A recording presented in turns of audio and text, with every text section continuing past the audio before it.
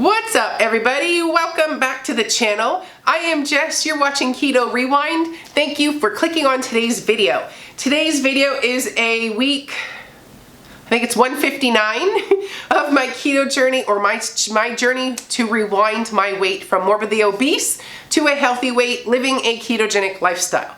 I'm not a doctor, not a healthcare professional. This is just my story. So the past, 60 days, I have been following my Rewind 90 challenge. So the Rewind 90 challenge was essentially getting a routine established, moving my body, working on my mental health, being consistent, that kind of thing. And if you want to, I'll put a video here down in the cards, wherever this, down below, for more details on like the overview of the challenge. But at this point, we're 2/3 of the way through. We're in the last 31 days, and I was going to review the month 2 part of this journey. So I would give myself overall a C+, and that's because I feel like there was a huge window to do better. So I'll talk about what I did awesome first and nailed. I nailed getting the workouts in. I have made that my new normal. I work out every day. I may work out twice a day. Like, I love working out. I love moving my body. You can't undo a bad diet with workouts, but we'll get to that part in a second. But when it came to getting that routine and being consistent there, huge check. Yes, nailed that. When it came to meal planning and making sure that I'm not eating out, I have foods in the house that are on plan, I'm sticking to it. I also did great there. I have probably in this past 60 days eaten out twice, and that was only in this past month, and there was like special circumstances. Which is huge for me because we were eating about like 3-4 times a week. So to do in the past 60 days, only have eaten out twice, and one of those being a salad. So that is a huge thumbs up for me. That is a huge thumbs up.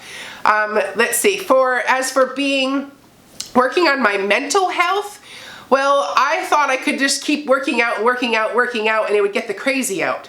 Well, I worked out and got that part done. Awesome. But the other part of mental health isn't physical. There's a lot there, and I avoid that because it's just like, I don't want to deal with it. It's the elephant in the room, and I've tried to do all these other ways that I can crush and do well in.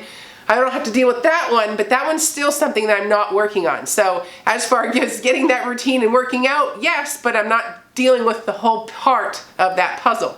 So mental health wise, there were the emotional eating, 2 thumbs down. It was an eye-opening week last week to log all of my food for breakfast, lunch, dinner, snacks, and then see that I'm still hungry. And but I can clearly see I've eaten plenty for the day, but my head still says you're hungry. And, so this whole thought process of managing the emotional side, what's triggering me to want more it's just I'm not dealing with that. So I thought, as a way to, I've got the last 31 days of this challenge, how am I going to approach that? So I am making this month about my emotional health. I have been impatient.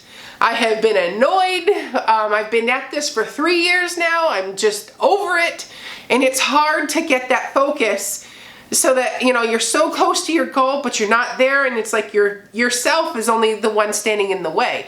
It's like I can't blame it on anyone else. It's me that's in my own way. And it's like, how do I get myself out of my way? And it's because I'm not dealing with my emotional and mental health. So last week I made it a point to track my food, to stay on track that way. But I also did one other thing that I haven't been doing. I cut out diet sodas. I cut out all the extra caffeine, as in like coffee. And I drank water. So that was a big difference. So if I got hungry, I was like, okay, if I get hungry, I'm gonna go get a big sip of water, drink something. And if in 15 minutes, if I'm still hungry, I will have a snack. Every time I did it last week, when I was hungry, I had water, and the craving or that trigger went away. And it's like, dang it, it's as simple as water. All this time I thought I needed to eat. So that was an eye-opening experience. So I will say that instead of like having so much coffee, so much other stuff, and when I drink my coffee, now my morning coffee is black, but in my afternoon coffee, I put a splash of cream, I put collagen.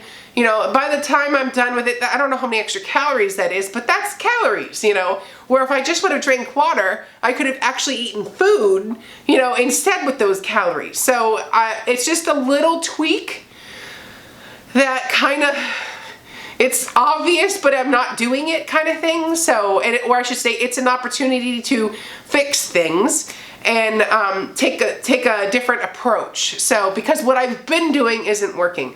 And being hydrated is good for your skin. It helps you flush everything out. I mean, there's nothing wrong with drinking water. We need water.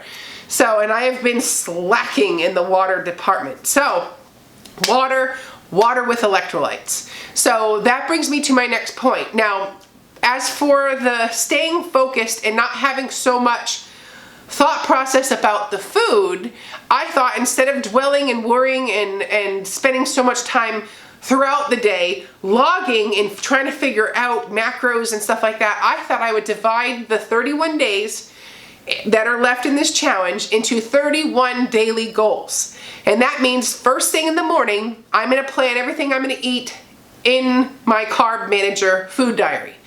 This way, I just attack it early while my emotions aren't in the way, you know, chanting at me to be naughty, you know? So I'm gonna have I have a clear head in the morning. You know, first thing in the morning, nothing's really pissed you off yet. You know what I mean? So my emotions are at the best place in the morning. I also work out in the morning, which, you know, is another thing. Like, I feel so good in the morning. I will use that time to focus on what I'm eating in that day, logging it all out so that when it comes time for breakfast, I know I'm having 3 eggs cooked in a half tablespoon of butter, side of Canadian bacon, you know, something like that. And I know exactly what I have to do. I don't have to think about it. It's already done for me. And I spent that time with a clear head planning each one of those meals. So that by the whole day, my food's already logged, and the only thing I have to do is do it. And when I'm getting hunger, I just drink water, you know, or I go move my body, or I try meditating, I try something to clear my head, and focus on each daily goal. Instead of making it look like you have 31 days and left in the month, oh my God, how am I gonna get it all done in 31 days? Take that whole stress out and divide it into just daily goals. Look at it day by day. First couple of days are gonna be more tedious, but as I get into it, as I'm getting better, it should become easier and less overwhelming by the end of the challenge. So that's what I think will help me. So here's the thing. In the past, when I meal plan, I'd sit down like Sunday, and then I do it again usually on like Wednesday, plan what I'm gonna have to eat. But it's not very detailed. So when I said I was planning my meals and stuff like that, yeah, I had burgers with asparagus, you know, on Tuesday, you know, whatever, this casserole for this day. But I never planned out how much, so that now I'm dwelling about food again. Can I have cheese? Does cheese not fit in my macros? Do I need mayonnaise today? Do I need mustard? You know, like, I wasn't planning out all of that. So now you add in all the stress. It's 5 p.m. in the day. You know, it's time to make dinner. I've had a roller coaster of a day with, you know, whatever happened in the day emotionally. And now I'm trying to figure food out at the time where I'm emotional. So it just makes sense that I already have it already planned out first thing in the morning when I'm not upset, when I'm still, it's a fresh brand new day, you know, like, I'm gonna have mustard today, I'm gonna have mayo on my burger, you know, like, no big deal, no stress. So I feel like if you just take the food decisions out of the time that you are stressing, you know, like, it just, maybe that little tweak will be enough. And all I have to do is do it. You know, so that's kind of like the thought process going forward, because I have to focus this last leg of the challenge on food.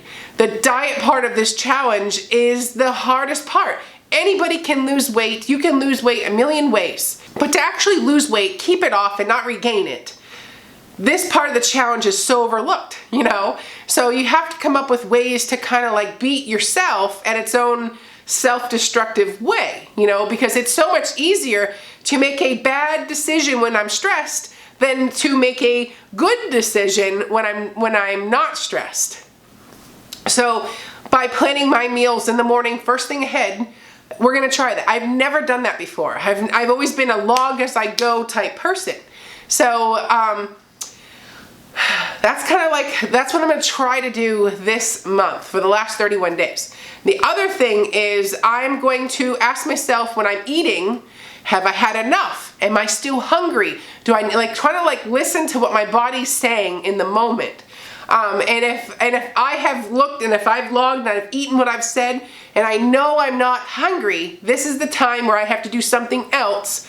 You know, have that sip of water, go for the walk, you know, meditate, something else to redirect my head for 15 minutes to, I don't need more, I've had enough. Stop making that choice to overeat. Because when you are in a calorie deficit, if you're trying to lose weight, there's gonna be a little bit of hunger. It's not gonna be like, I feel full and satisfied, and well, your body says, hey, what's going on here? You're cutting me back. You know, like it's part of, you should feel a little bit of hunger. Now, I shouldn't be screaming and raging in hunger. That's different. I think I failed a lot of like that in the beginning of my weight loss journey because I was eating like 1,100 calories.